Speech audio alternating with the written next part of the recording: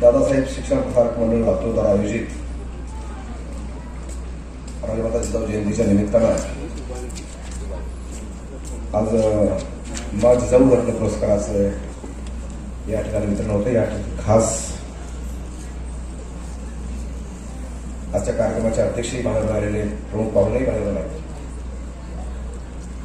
आदरणीय प्राध्यापक लक्ष्मणजी ढोबळे साहेब. ढोबळे साहेब म्हणजे एक वक्तृत्वाचा धडा आहे. एक काळ ढोबळे साहेब भाषण ऐकायला सगळे लोक आतुर असायचे आणि मंत्रिमंत्र्यांनी केलेले कार्य अतिशय उल्लेखनीय कार्य आहे आणि शिक्षण क्षेत्रामध्ये त्यांचं अतिशय उल्लेखनीय कार्य असल्यामुळेच त्यांनी आज त्या कार्यक्रमाचं त्यांना अध्यक्ष केलंय. त्याबद्दल मी संयोजकाचंही अभिनंदन करेल आणि लातूरचा नागरिक म्हणून ढोबळे सरांचा मी लातूरमध्ये म्हणजे वेलकमिंग करतो, त्यांचं स्वागतही करतो. त्याचबरोबर खऱ्या अर्थानं संभाजी महाराजांचं किंवा येसुबाईचं दर्शन गावागावात खेड्याखेड्यात वाडी वस्तीवर झालं. त्यांच्यामुळं खरं म्हणजे एक प्रगट येसुबाई आम्हाला पाहायला मिळाली. त्या प्राजक्ता गायकवाड, प्रसिद्ध शिल्पी अभिनेत्री, त्यांचंही मी या ठिकाणी स्वागत करतो. या निमित्तानं खास करून उपस्थित असलेले श्री सचिन देशमुख, आमचे पंढरी धुमाळ, खासदारसाहेब आले का, आमचे मार्गदर्शक आणि या लातूर लोकसभा मतदारसंघाचे लोकप्रिय खासदार आदरणीय सुधाकररावजी शंकर साहेब, पंडितरावजी धुमाळ, मनोजजी कदम, या निमित्तानं उपस्थित असलेले संदीपजी बिराजदार, श्यामभाऊ चव्हाण, दीपकजी गमटे, सचिन भोसले, महेश देशमुख, दिग्विजय किनीकर, सगळेच जाधव पावसात किनीकर पूर्ण कुटुंबीय, या संस्थेचे अध्यक्षा सौ अंजलीताई शरदराव जाधव, या संस्थेचे अध्यक्ष आमचे मित्र शरदराव जाधव, या निमित्तानं श्री राहुलजी किनीकर, दिग्विजय किनीकर आणि या निमित्तानं आपल्याला सगळ्यांना सूत्रबद्ध करणारे श्री कठारे सर, ज्यांना पुरस्कार मिळाला ते सगळे पुरस्कार की सृष्टी जगताप, निर्मला देवी भांगडिया, विशालरावजी खिनीकर, शेख मकबूल, सुरेश चव्हाण, सचिन पाटील आणि महादेव उबाळे, इतर सर्व म्हणजे मान्यवर, समोरील सगळ्या बंधू भगिनी सर्वांना जय जिजाऊ. आज मा जिजाऊंच्या जयंती म्हणजे ज्यांनी हिंदू संस्कृती समुद्रापारी पाळलेली आणि आपल्या वाणीतून संपूर्ण जगाला बोलत घातली, ते स्वामी विवेकानंदांची जयंती आज आहे. त्या दोघांनाही मी विनम्र अभिवादन करतो. खरं म्हणजे मला मुळामध्ये यायला उशीर झाला, त्याबद्दल दिलगिरी व्यक्त करतो. मी खरं म्हणजे खूपच उशीर झाला मला यायला. मी माझ्या मतदारसंघात शेवटचं गाव कर्नाटक बांधलेलं तिथं होतो, तिथला कार्यक्रम लेट झाला म्हणून मला यायला वेळ आला. तरी मी स्पीच मला मागत होतो, नाही चालतंय का, त्यामध्ये यावंच लागतंय म्हणून आग्रहास्तव आलो. खरं म्हणजे मी शरदरावांचं प्रास्ताविक ऐकलं आणि त्यांच्या प्रास्ताविकामधून त्यांना काहीतरी करायची इच्छा आहे मोठी शिक्षण क्षेत्रामध्ये. कारण या क्षेत्रामध्ये अनेक धुरंधर होऊन गेले, मोठी मोठी मंडळी शिक्षण क्षेत्रामध्ये आज काम करत आहेत आणि म्हणूनच त्यांनी एका मंडळी, एका महान शिक्षण तज्ञाला या ठिकाणी अध्यक्ष म्हणून बोलवलंय. त्यांचं मार्गदर्शन घ्यावं आणि आपल्याला काय करता येते का बघावं आणि आमचं सहकार्य त्यांना अपेक्षित आहे, ते आम्ही देणारच आहोत, त्यामध्ये काय कसली शंका नाही. कारण मूळचे ते आमच्या औषधे आहे, किनीकर सोनार. खरं म्हणजे किनीकर आता सांगितलंय की बघ जाधवांनी सोनार कसं काढू शकते, नाईक दीक्षितच असते सोनार असं वाटायचं आम्हाला. पण जाधव जे आहे किनीकरच आम्हाला नाव माहित होतं, पण ज्यावेळेस मी आमदार झालो मतदारसंघात त्यावेळेस जाधव कळाला, म्हणजे जाधव ऐकलेला. आणि जाधवांनी सुद्धा अतिशय उत्तम प्रकारे त्याची तिसरी पिढी या ठिकाणी काम करते. त्या कुटुंबियाचं मी अभिनंदन करेन की अतिशय चांगला व्यवसाय ते करतायत आणि आता सोन्यापासून निघून शिक्षणाकडे वळायचं त्यांचं धोरण आहे. मला वाटतं आमचा लहान त्यांचा मुलगा मित्र आहे तुमचा, आमचा पुण्याला एकत्र होतो, तो सोनं बघेल आता हे शिक्षण बघते असं काय ठरलं असावं घरामध्ये. त्याच्यामुळं जे मानस तुमचा आहे तो मानस पूर्ण करण्यासाठी जिथं कुठं आमचा उपयोग होईल, जिथं कुठं आमची मदत तुम्हाला लागेल ती संपूर्ण मदत तुम्हाला आम्ही करूया हे आश्वासन या निमित्ताने देतो. खासदार साहेबांचंही तितकंच त्यांना स्नेह आहे, आम्ही आहोत सोबत. माझ्यावर तुमचा विशेष अधिकार आहे कारण मी तुमच्या भागातला आमदार आहे. तुमची शेतीवाडी प्रॉपर्टी सोनं जरी असलं तर ठावर तिकडे आहे तुमचा. त्याच्यामुळं तो माझा अधिकारी आहे, तुमचाही तसा अधिकार आहे. त्यामुळे मी पूर्णपणे आपल्याला मदत करेन.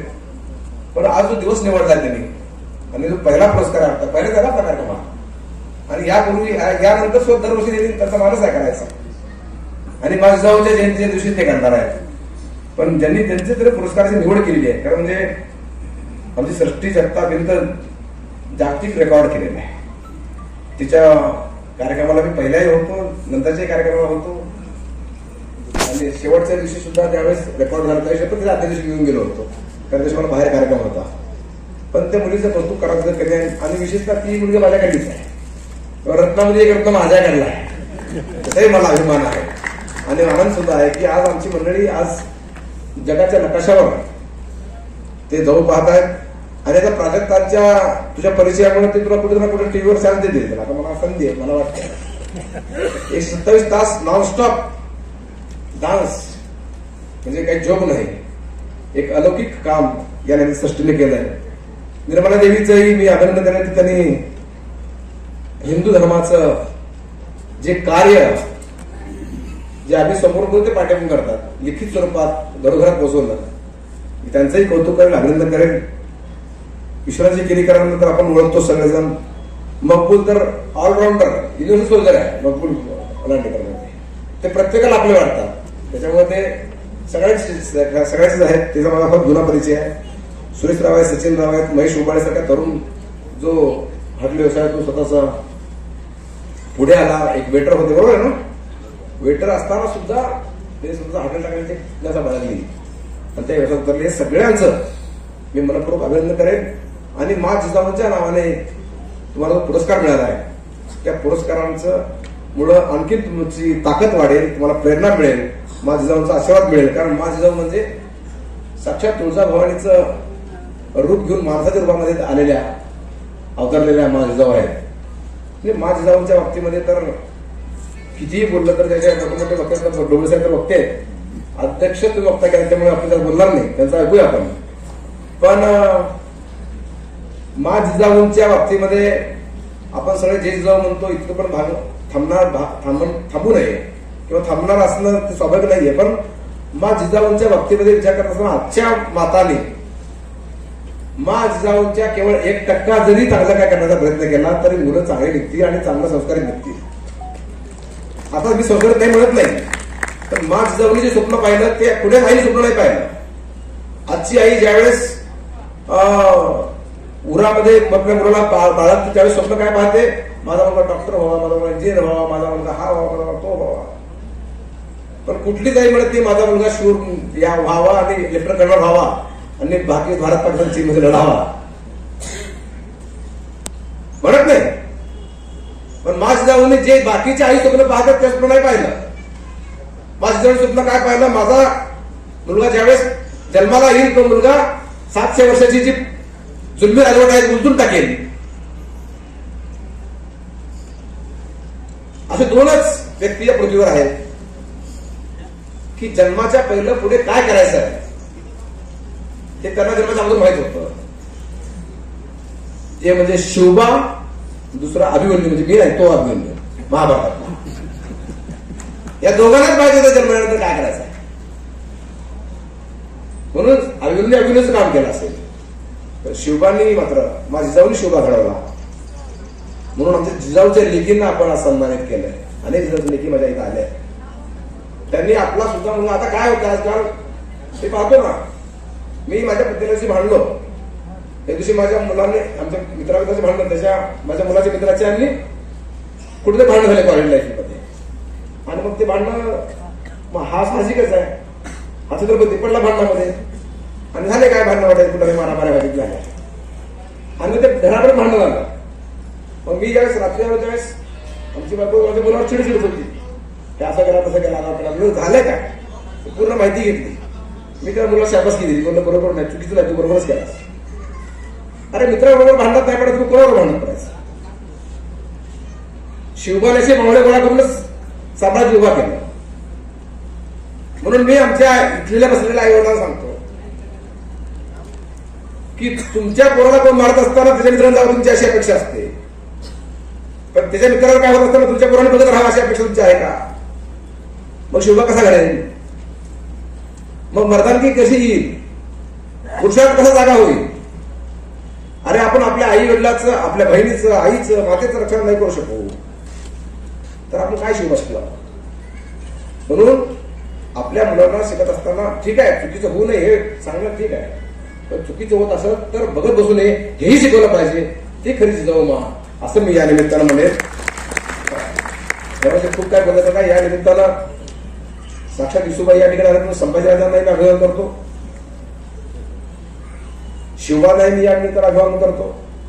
एक अलौकिक राजा होऊन गेला, 350 वर्ष होऊन गेले तरी आपण त्याच्या नावानं आज जे काय चाललंय महाराष्ट्राचं राजकारण ते शिवबाच्याच नावानं चालतंय, शिवाच्या नावानं चाललंय. बघा काय गंमत असेल, 350-400 वर्षापूर्वी राजा होऊन गेला आणि आजही महाराष्ट्राच्या जनतेला, महाराष्ट्राला नव्या देशाला गुरळ घालतो. अटके पार झेंडा त्यांनी काढला पाहिला. म्हणून आज सुद्धा आपण शिवबासारखं काही करता येतं का? शिवबाने इतकी शिकवून दिली होती की माझ्या शेतकऱ्याच्या धानाच्या देठाला कुठं काही हात लागता कामा नाही, इतकी शिकवण शिवबा द्यायचे. तशी त्यातली काही शिकवण आपण घेऊ का? हाही आवश्यकतेचा आमच्यासाठी कार्यकर्ते प्रयत्न करतात. या शिवबाने शंभू राजावर बोलायला कितीही काळ टाइम पडेल. आज मा जिजाऊची जयंती आहे, मी मा जिजाऊला नमन करेल. ते शिवबा दिला म्हणून सुद्धा खरं म्हणजे मा जिजाऊने शिवबाला शिकवलं नाही. प्रसंगी तलवार उपसून स्वतः सुद्धा लढत उतरायच्या त्यांनी तयारीत असायच्या. आणि जे 16व्या वर्षामध्ये मिशा फुटत 15व्या वर्षामध्ये आई काय शिकवते, तो किल्ला मला पाहिजे, ही उलटून टाकायची राजवट, आपल्याला केंद्रीय स्वराज्य स्थापन करायचं आहे. ही शिकवणारी आई कुठं आणि आपण कुठं? आपण आपल्या लेकरांना काय शिकवतो? दुर्दैवानं आज लहान लहान लेकरं ज्यावेळेस कॉलेजच्या आजूबाजूला फिरत असताना बिड्या मारताना बघतो किंवा शेअर टुकताना बघतो, तंबाखू होताना बघतो, खूप वाईट वाटतं या गोष्टीचं. म्हणून आपली मुलं संस्कारीच्या एका वळींबात कशी राहतील याचा जरी विचार आपण आई वडिलांनी केला तर येणारी पिढी ही चांगली पिढी घडेल असंच मी यानंतर बोलतो. जास्त काय बोलणार नाही. आणि मी खऱ्या अर्थानं जे वक्ते महाराष्ट्राचे लक्ष्मणजी ढोबळे यांचं भाषण ऐकायला मी आतुर आहे. ते अध्यक्षी समर्पण करणार आहे आणि मी आपल्या सगळ्यांचं या पुरस्कार प्राप्त करण्याचं मी अभिनंदन करेन. आणि शरदरावांना आणि त्यांच्या मिसेसना मी आणखीन सांगेन की पुढच्या वर्षी कार्यक्रम करा, पुढच्या वर्षी मला बोलवून कार्यक्रमाचा पाहुणा म्हणून यायला तयार आहे. धन्यवाद. जय जय.